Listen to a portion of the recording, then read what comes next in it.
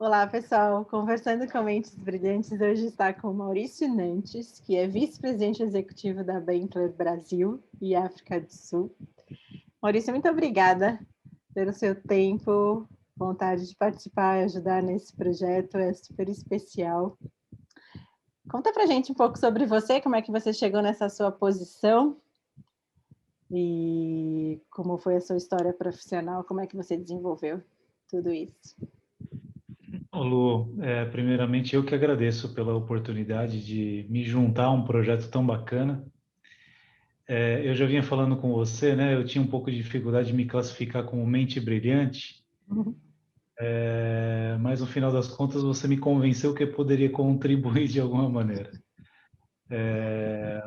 Mas além das mentes brilhantes, acho que o mais importante que você conseguiu coletar aí no teu projeto é brilhante, tá? Então acho que foi assim que eu me convenci aqui a participar, tentar contribuir também um pouco. Eu que agradeço o convite, tá bom?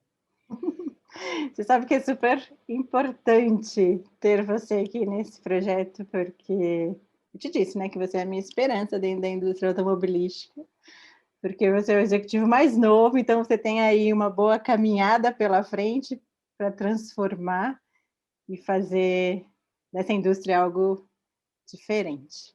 Em todos os aspectos, principalmente no que diz respeito à gestão humana. Então, você é a minha esperança, Maurício. Tinha que estar nesse projeto.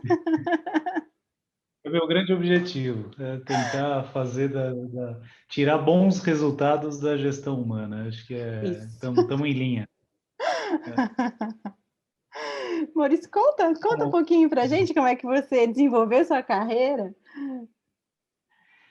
Lu, eu estou na Bentler há 4 anos. É uma segunda fase que eu passo por aqui.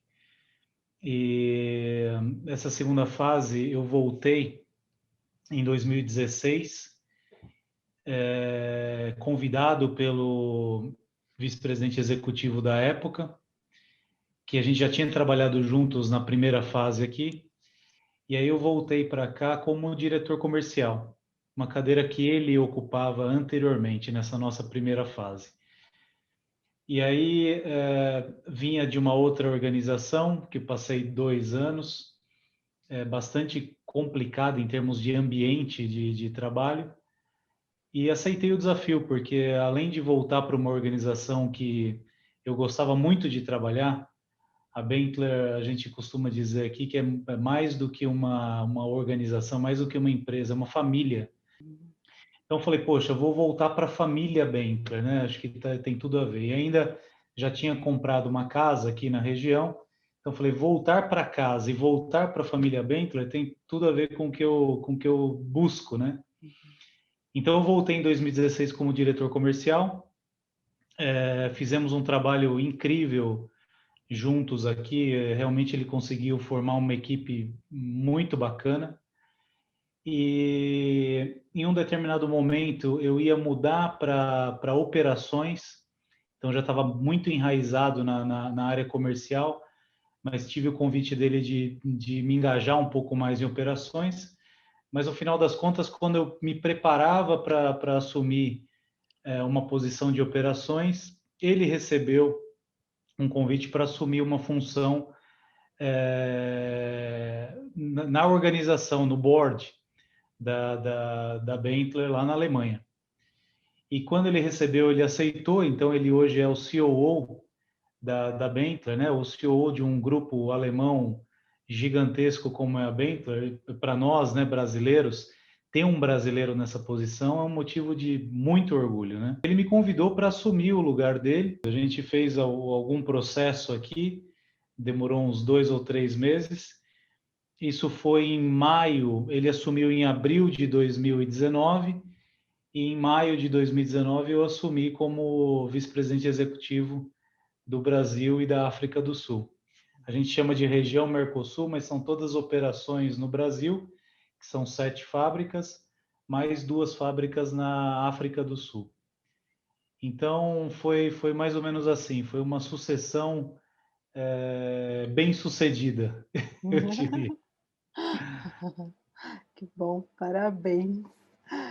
Maurício, Você sabe que a gente vai falar sobre inteligência emocional, liderança, sobre como tudo isso acontece dentro das organizações, com o objetivo da gente tentar entender o que que pode ser feito, qual é a solução ou qual é o caminho que a gente pode tentar construir para uma gestão mais humana, bem-estar dentro das organizações, ambiente mais colaborativo.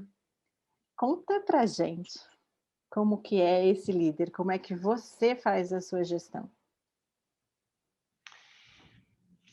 Para começar a falar da minha gestão, Lu, eu gosto de falar um pouco mais sobre mim, né? Sobre o Maurício Nantes como pessoa.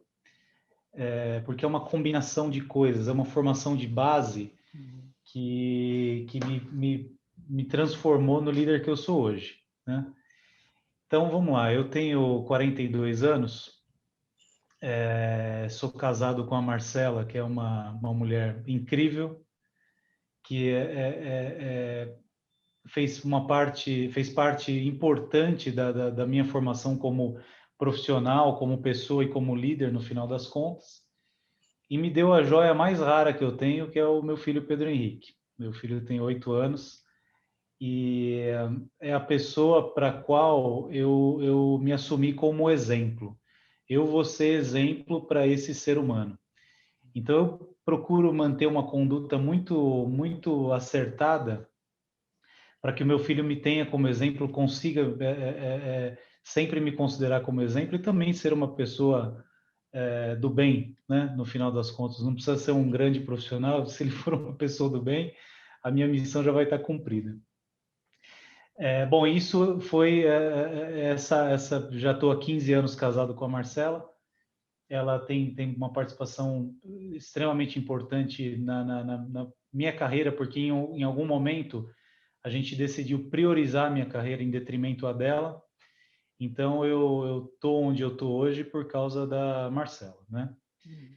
E aí a base de tudo são meus pais, que também são um casal incrível, que me deram toda a formação de caráter no momento certo. E assim como eu quero ser exemplo para o meu filho, meu pai é um exemplo para mim. Então a minha filosofia de vida desde o início foi o seguinte: eu vou fazer tudo, né? E todas as ações, decisões que eu for tomar na minha vida, eu vou procurar entender se meu pai e minha mãe vão se orgulhar daquilo, né? Então essa foi a minha base. E aí nasce o Maurício Nantes profissional. Eu fiz engenharia, mas a engenharia foi meio que acidente na minha vida. Eu queria mesmo, ia muito bem nas aulas de biologia, então eu queria ser médico. Eu falava, eu acho que, né, se eu for médico, eu vou orgulhar meu pai e minha mãe, porque não tem médico na minha família, né? Quero muito trilhar esse caminho. Mas aí na oitava série, quando eu já planejava algum colegial técnico, que ia fazer patologia clínica no colégio, né, para tentar trilhar a medicina, na metade da oitava série surgiu a oportunidade de fazer o Senai, né? Tinha que fazer a prova do Senai e tinha que fazer uma prova pela empresa que meu pai trabalhava na época para fazer o Senai patrocinado por essa empresa. E como meu pai chegou bastante empolgado falando da oportunidade, eu falei, por que não, né? Vou fazer as duas provas. No máximo, eu testo os meus conhecimentos, né? Se eu não quiser seguir o caminho dessa oportunidade, eu testo os meus conhecimentos. E aí aconteceu que eu fiz a prova por essa empresa, que foi a Rodia, e passei muito bem colocado, passei no Senai também. Meu pai ficou extremamente feliz, extremamente orgulhoso. Eu falei, quer saber? Eu não vou esperar o que vai dar na medicina, não. Vou fazer esse curso, porque se meu pai ficou contente, né, com a situação, eu vou seguir esse caminho, pelo menos iniciar esse caminho, depois eu vejo. E aí que acabei me apaixonando completamente pela mecânica, pelo aprendizado industrial. Fiz o Senai, foram 2 anos e meio, e 2 anos e meio que me deram uma base muito consolidada do que eu sou hoje. Além do Senai, a gente fazia Senai lá, tinha os semestres, né, os ciclos de 6 meses, E entre as férias desses 6 meses, a gente ia para a fábrica para aplicar tudo aquilo que a gente tinha aprendido naquele módulo de 6 meses. E aí eu ia para a Ródia, né? E também aprendi lá no chão de fábrica com aqueles mecânicos de manutenção mais experientes, aquelas pessoas que também tinham passado pelo Senai, ou aquelas pessoas que tinham pouca leitura. Eu me lembro de histórias assim incríveis de cada um deles, né? É, Sempre que eu vou contar uma história de aprendizado, ou uma história de liderança, uma história com o meu time hoje, eu lembro do seu Aldo, do seu Brás, dos meus chefes Ademil, do meu chefe Carlão. Então eu tenho muita lembrança dessa base que eu construí no Senai e na Ródia, né? Inclusive esse final de semana eu estava com dois amigos que trabalharam comigo na Ródia e a gente relembrou albinha de fotos, de tudo que a gente fazia lá, de todas as aventuras daquele período. Então foram 8 anos. Depois do Senai ainda fiquei bastante tempo na Ródia, 8 anos lá na função de mecânico de manutenção. Então eu falo muito isso hoje. Quando eu estou falando com as fábricas, quando eu estou falando com o meu time aqui, o meu time do regional, eu falo assim, ó, Maurício Nantes, eu estou hoje onde eu estou, mas lembram-se que eu comecei como mecânico de manutenção, né? Eu fiz Senai. Tenho muito orgulho dos meninos do Senai, das meninas do Senai, que vêm para a fábrica hoje, né? Que fazem Senai pela fábrica, pela Bentley. Então essa foi a minha formação, Lu. É uma base de caráter muito sólida, oferecida pelos meus pais, seu João e Dona Áurea, e uma família linda, né? Eu, Marcela e Pedro Henrique formamos uma família também muito sólida que me deu toda essa base para eu desenvolver essa liderança ou esse papel de líder que eu tenho hoje. Legal. História boa de ouvir. Dá vontade de ficar aqui ouvindo um tempão.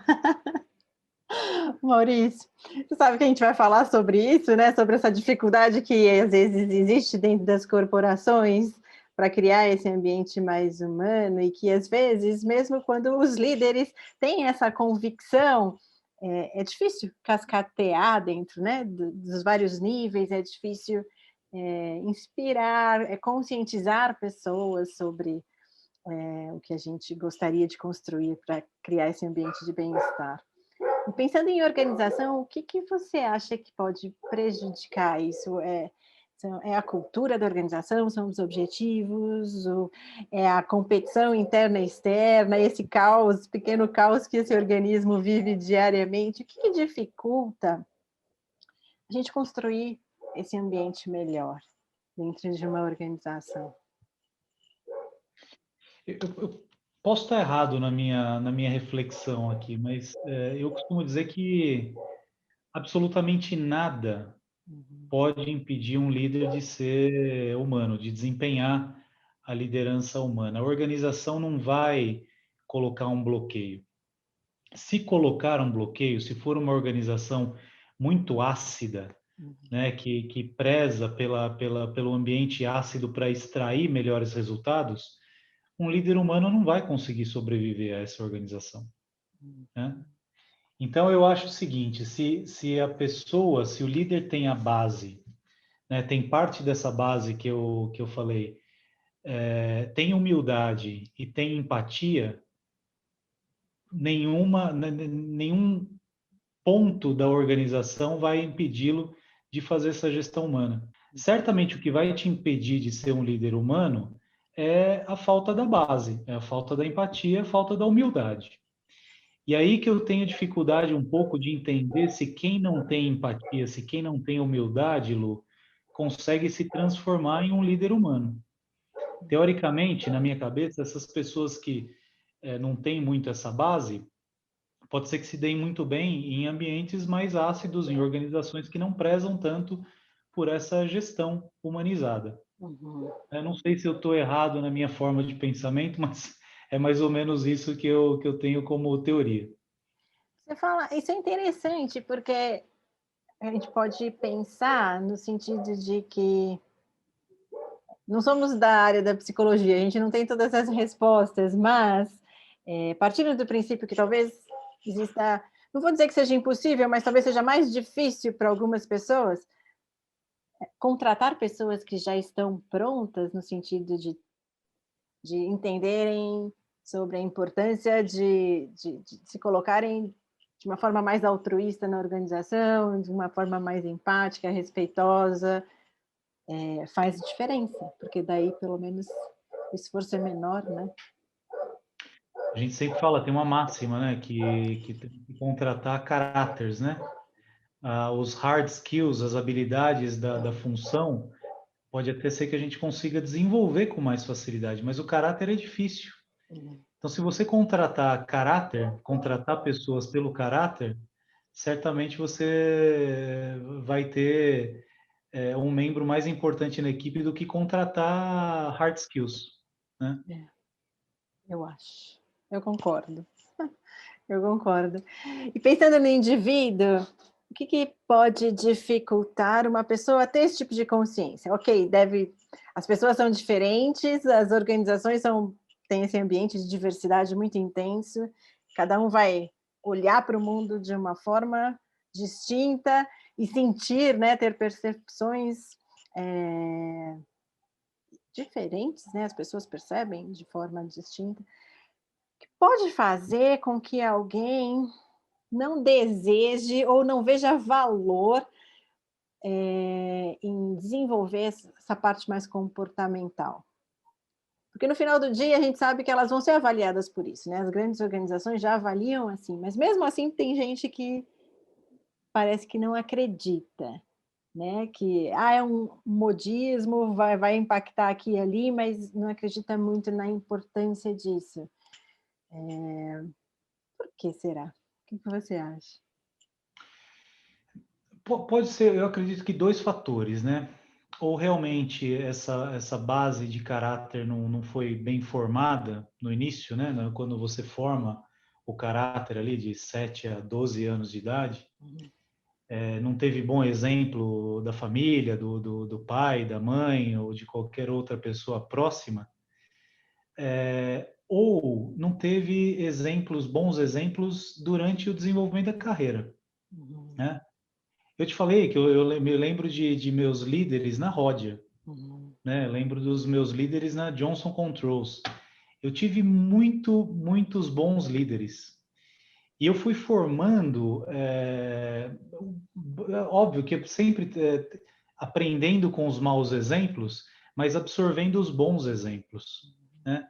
Então eu fiz uma coletânea de bons exemplos que teoricamente me ajudou a me formar hoje como líder. E quem não teve bom exemplo, pode ser que tenha mais dificuldade hoje, né? Eu sempre me lembro de um exemplo muito clássico. A gente estava tentando, né? E quando eu comecei a trabalhar com a África do Sul, a gente unificou Brasil e África do Sul em 2018. uhum, E quando a gente começou a trabalhar, a gente fez um treinamento cultural, né? Como é que funciona? Você não vai liderar o sul-africano da mesma forma que você lidera o brasileiro ou o argentino. Tem é uma gestão completamente diferente. Então a gente fez um treinamento cultural para entender como funcionava o sul-africano, né? Do ponto de vista de cultura, do ponto de vista profissional, o que eles desejavam entender, enxergar na organização para realmente dar o resultado que a gente esperava. E aí a gente mandou, obviamente, alguns brasileiros, tanto para fazer uma transferência de skills, quanto para aprender com o sul-africano. E determinadas funções a gente tinha um pouco mais de dificuldade, né? Então, teve um caso que eu falava assim: era uma pessoa entrando nova na organização e já indo diretamente para a África do Sul. Aí eu falava assim: ó, se eu posso te dar, eu era diretor comercial na época ainda. Falava: se eu posso te dar uma recomendação, lá na África do Sul é o seguinte: primeiro você tente conquistar as pessoas. uhum, Se você conquistar as pessoas, você vai conseguir ter bons resultados, né? Do contrário, pode ter certeza que você vai ter dificuldade. E aí, realmente, essa pessoa teve uma dificuldade tremenda para conseguir se desenvolver lá. E uma segunda conversa que eu tive com ele foi mais ou menos o seguinte, para tentar entender o que estava acontecendo, né? Falei, mas você lembra que eu te falei que de repente era melhor você ter conquistado as pessoas e parece que você não conquistou as pessoas. Ele falou, realmente, eu vim aqui para fazer resultado, eu não vim aqui para fazer amigos. Hum. Eu falei, bom, então tá já na cara porque que E não deu não deu certo. certo, né? E não vai realmente dar. Não vai dar. Acabou voltando e desempenhou uma outra função aqui. Então, acho que é isso. É difícil fazer esse desenvolvimento, né? Desenvolver empatia. Eu acho que se tiver um curso inovador de psicologia para desenvolver nas pessoas a empatia, acho que vão ficar milionários. Essa universidade, essa faculdade vai ter muitos adeptos lá. Então, eu acho difícil desenvolver empatia. Então, se não teve a formação de caráter e se não conseguiu coletar bons exemplos durante o desenvolvimento da carreira, dificilmente vai conseguir se resgatar numa corporação que preza pelos valores humanos. Essa pessoa pode se dar muitíssimo bem em outro tipo de organização, né? Tem organizações que a gente já até comentou, organizações mais ácidas, que preza pelo ambiente mais ácido, porque acredita que é assim, tem como filosofia que é assim que os resultados vão aparecer mais rápido, né? Mas eu acho que as organizações mais modernas, mais inovadoras, já são mais humanas e perceberam que, Traz teoricamente, resultado. tem uma quinta revolução industrial. Eu estou lendo, tem bastante artigos sobre isso, que a quinta revolução industrial é aquela revolução que coloca o ser humano no centro, né? Exato. É. Eu acho que tem muita tecnologia vindo aí, mas se a gente não tem o ser humano como centro, a coisa não vai acontecer. A quarta revolução industrial ela não se desenvolve sem essa quinta que é tendo bons seres humanos na organização. É isso aí. Você falou sobre desenvolver empatia. Na verdade, a gente só pode motivar as pessoas, né? Elas que precisam desejar desenvolver. Claro que quando elas desejam, é penoso, não é fácil para ninguém, porque é uma proposta de vida, né? Qualquer desenvolvimento é assim, mas elas precisam querer, né? Se elas não quiserem, a gente não consegue, a gente só pode inspirar mesmo, né? Exatamente. E tem uma série de outros fatores, né? Que a pessoa pode ter lá. Eu costumo dizer que tem o software da empatia, né? Uhum. Pode até ter o software, mas por qualquer motivo pessoal, por qualquer crise pessoal que tenha passado com a família ou com amigos, pode ser que o software só não esteja ativado. Uhum. Então, se o software estiver lá instalado, certamente a gente vai conseguir resgatar a empatia nesse profissional. Mas se não tiver o software, aí eu Aí vou buscar essa academia inovadora de empatia aí que eu acho que ainda não conseguiram inventar.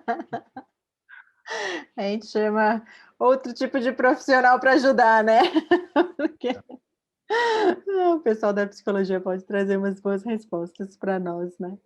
Exatamente. Maurício, como é que a gente faz gestão de conflito? Como é que a gente faz o pessoal trabalhar de forma colaborativa, considerando tudo isso que a gente falou, né? A gente falou de empatia, a gente falou de compaixão, até de um pouco de altruísmo, respeito. Como é que a gente faz o pessoal trabalhar junto? Porque o estresse, às vezes, faz com que a gente esqueça tudo isso, né?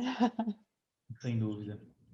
Eu acredito o seguinte, Lu, que aí você tem que trazer todos os atributos da inteligência emocional, né? Para tratar de conflitos, para ter realmente uma equipe colaborativa, para mim tem que ter, acima de tudo, ética, né? Não pode ter autoritarismo. Então, para que é um conceito que eu tenho, né? Eu sou muito mão na massa e eu volto lá para a Ródia. Muitas vezes, sempre que eu tinha lá um problema, ou qualquer mecânico de manutenção tinha um problema, você pensava qual que era o problema, né? Tinha lá a descrição basicamente do problema, você pensava já que com aquela descrição qual era a ferramenta que você tinha que buscar para ir lá resolver aquele problema. Então era completamente mão na massa. E os problemas eram resolvidos de forma muito rápida, né? Às vezes demorava aí 2, 3 dias para resolver um determinado problema, mas a máquina estava parada, então você tinha que ser muito efetivo na solução do problema. E aí eu aprendi a ser muito mão na massa. Então eu vou pegar essa ferramenta, vou chamar, né, essa ou essa pessoa para me ajudar, vou lá, vou fazer uma análise rápida e vou tentar resolver o problema da forma mais rápida possível. Então era uma colaboração muito grande. E hoje eu não consigo ser autoritário e falar, não, faça isso, faça aquilo, faça aquele outro. Eu me coloco de uma forma que eu consiga ajudar. Eu tenho que delegar, é importantíssimo você saber delegar, mas é importante também você colaborar, fazer parte do time. Então, aqui, o meu time hoje, que tem um complicador ainda maior, né, porque eu era par desse meu time hoje, eu fazia parte do time, né, eles eram pares, a gente tratava das sinergias, mas de repente cada um puxava para o seu lado, né? E hoje eu tenho que fazer todo mundo puxar para o mesmo lado. Então eu volto às vezes, falo assim, ó, eu sou um membro da equipe, eu não sou o EVP e vocês fazem o trabalho. Eu determino aqui e vocês fazem o trabalho. Eu sou um membro da equipe. O que tiver ao meu alcance, eu tenho, né, às vezes pouca capacidade de execução, mas eu me coloco como membro para suportar no que for preciso. Então, acho que fazendo parte da equipe, acho que você consegue extrair a colaboração de todos eles, né? Tem que estar próximo Então, e dar o exemplo, né? dá o exemplo, mão na massa. Eu não tenho problema nenhum de ir para a fábrica ajudar a resolver um problema que eles tenham lá. Problema nenhum. Eu ainda gosto, né? Porque eu volto para o chão da fábrica, eu sinto o cheiro do óleo de corte, eu sinto o cheiro do óleo solúvel. O lugar que eu mais gosto é a estamparia e a ferramentaria. Então eu tenho o máximo prazer de ir para lá, de descer para a fábrica para tentar ajudar em alguma coisa. Então, acho que ser colaborativo te auxilia muito para receber colaboração da equipe. Verdade. O que que um gestor não deve fazer? Porque se fizer, perde o time, perde todo esse ambiente de colaboração e confiança que a gente acabou de descrever aqui. Se pensar, né? Como eu falei do autoritarismo, eu acho que eu também costumo dizer um chavão aqui, né? O grande chefe. O cara que é o grande chefe não vai conseguir extrair da equipe, porque ele vai usar a autoridade formal, ele vai usar o cargo dele para tentar dar as ordens, né? E não sei se isso funcionava bem no passado, mas na minha história recente, né, vendo meus líderes, o líder autoritário não conseguia absolutamente extrair. Às vezes as pessoas faziam o que estava sendo demandado por medo, Uhum. né? Mas aí era uma autoridade formal que funcionava em poucos casos, em poucos exemplos, né? Então, ser o grande chefe, para mim, é o caminho errado. Ser o chefe autoritário, utilizar-se da autoridade formal, é o que se deve evitar, principalmente hoje em dia, Uhum. né?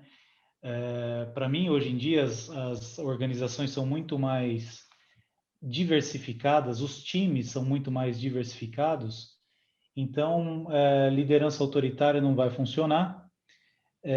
Para mim, a liderança situacional, ela vai ser muito mais efetiva nesses casos, né? Uhum. Então, não seja um líder autoritário. Ser um líder autoritário é um erro grande. Pensando nesse nosso momento de transformação, de tudo se transforma, né? Você mesmo comentou agora, né, que a gente já fala em indústria 5.0 e a tecnologia transforma todos os dias, né? E vem transformando cada dia uma ferramenta diferente de gestão de trabalho para a gente utilizar e fora questões geopolíticas.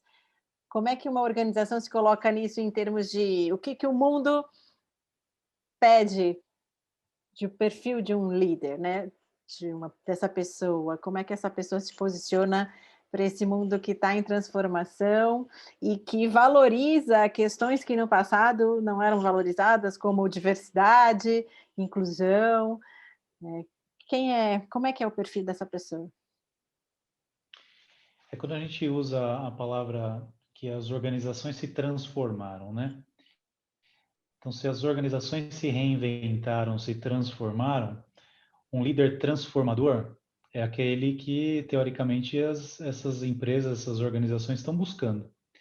Só que transformador, um líder transformador, na teoria, é muito amplo, né? Eu costumo extrair um pouco esse conceito e, para mim, é a liderança inspiradora, né?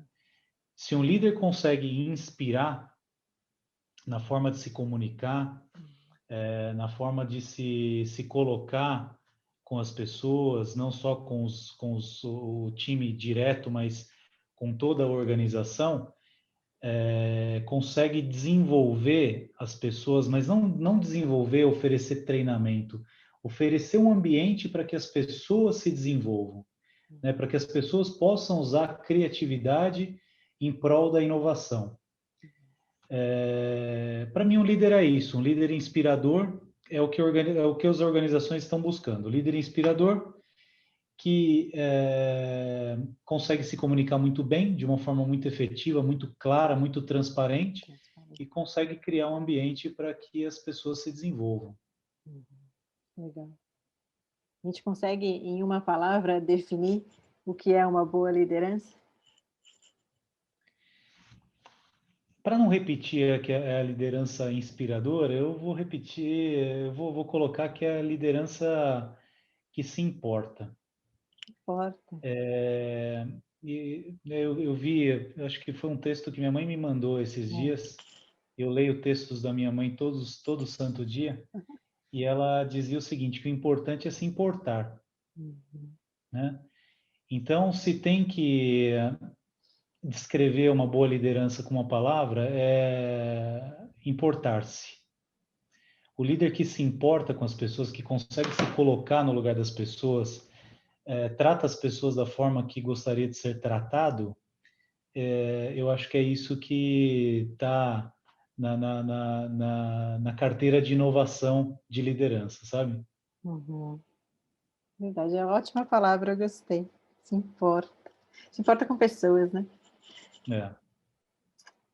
E indo para o final, Maurício, você é alguém mais novo, que eu disse que é a minha esperança dentro da indústria automobilística, mas tem gente mais nova que você, e muitos já em posição de influência, né? Já com poder nas mãos.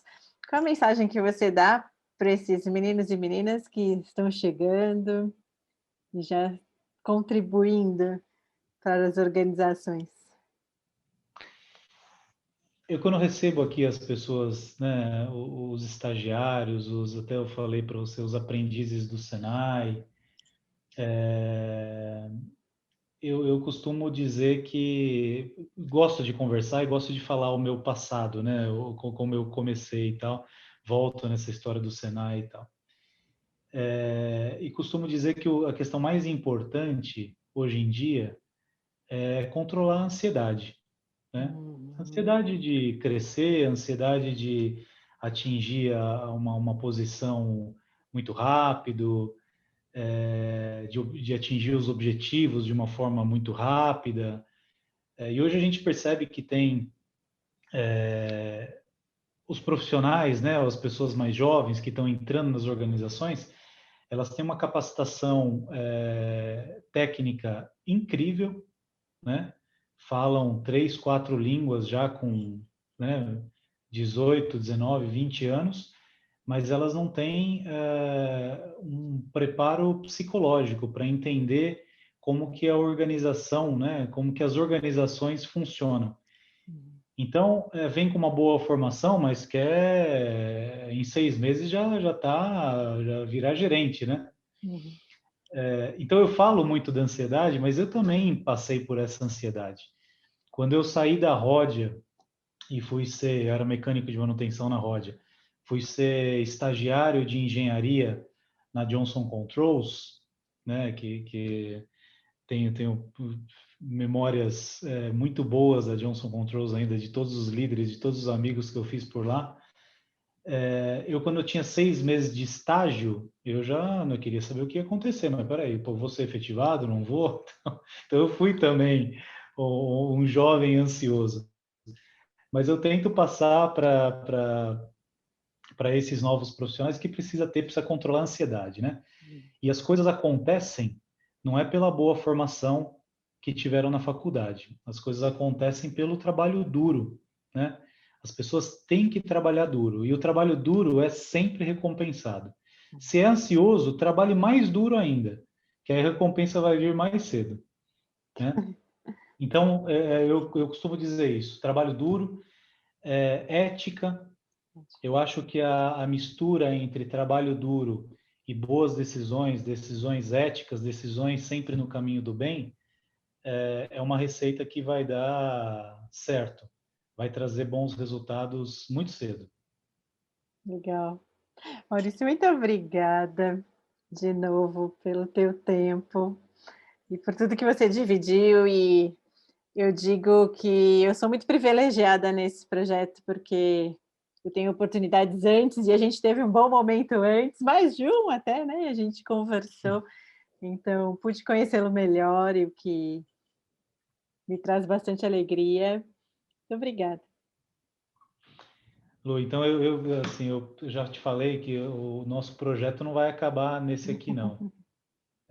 Eu aprendi muito com você, me desenvolvi muito nessas poucas conversas que a gente teve, ou em algumas horas, posso dizer, né? É, Mas eu me desenvolvi muito, aprendi muito com você. Você foi bastante importante nesse meu momento de vida. Então, acho que a gente vai ter outras etapas aí. Esse teu projeto, como eu já disse no início, é brilhante. Eu espero realmente que ele possa atingir muitas pessoas e possa ajudar muitas pessoas. Se o que a gente conversou hoje aqui tocar o coração de uma pessoa, para de mim já uma está pessoa. É. espetacular. Só que Transformar eu acho, uma pessoa, nessa sua palavra transformação, né? Se transformar uma pessoa já. é, mas eu acho que a amplitude pode ser muito grande, né? Eu acho que você conversou. Eu assisti todos os vídeos, todos. Eu já sou um consumidor fanático, né, pelo material que você está criando. Então, se a gente conseguir realmente que a amplitude seja grande, esse projeto vai ajudar muita gente, né? Tomara, é, tomara. E acho que virão outros, né? Podemos mudar de tema daqui a pouco e falar de outras coisas aqui, fazer uma nova rodada com esses executivos ou com novos executivos e falar de outras coisas Outros também, outros. assuntos. É. Mas Obrigada, eu te Maurício. agradeço mais uma vez pelo convite, viu, Lu? Foi um grande prazer te conhecer, um grande prazer ser classificado por você como mente brilhante e poder colaborar aqui com esse Mente projeto. brilhante e esperança, você tem um papel diferenciado. Eu estou guardando isso, realmente eu quero inovar nessa questão e quero realmente transformar. Se eu conseguir transformar, eu falo aqui para a turma, né? Se eu conseguir transformar uma fábrica, já está ótimo. Se eu conseguir transformar o office regional aqui, já está ótimo. Se eu conseguir transformar a região Brasil mais África do Sul, espetacular. Se eu conseguir transformar a O organização, mundo! Vamos transformar o mundo. eu acho que é buscar isso. Quanto mais a gente conseguir transformar, né? A gente lançou uma fábrica aqui no meio da pandemia, né? Que Nesse legal. momento complexo que a gente viveu em 2020, a gente estava no meio da obra de uma fábrica lá em Pernambuco, no norte do Pernambuco, Uhum. né? E com uma perseverança incrível, com um trabalho em time absurdo, a gente conseguiu fazer a fábrica e lançamos a fábrica em agosto do ano passado. Então, assim, conseguimos transformar já. Bom, estamos lá no estado de Pernambuco, gerando emprego, contratando lá profissionais incríveis. Acho que a gente está conseguindo transformar uma cidadezinha lá, que nem é Goiânia, né? A FCA, que é nosso cliente, está em Goiânia, mas nós estamos na cidade de Igaraçu, que é Uhum. uma cidade que tem um potencial incrível. Então, posso dizer que nós estamos conseguindo transformar a cidadezinha de Igaraçu, que para mim já é uma grande vitória. É verdade. É verdade. Mudando a vida das pessoas, né? que é o que a gente... Exatamente. Deixando um legado, que você consiga deixar um bom legado, por onde passar. Se Deus quiser. Obrigada, Maurício. Obrigado você, um grande abraço. Um abraço.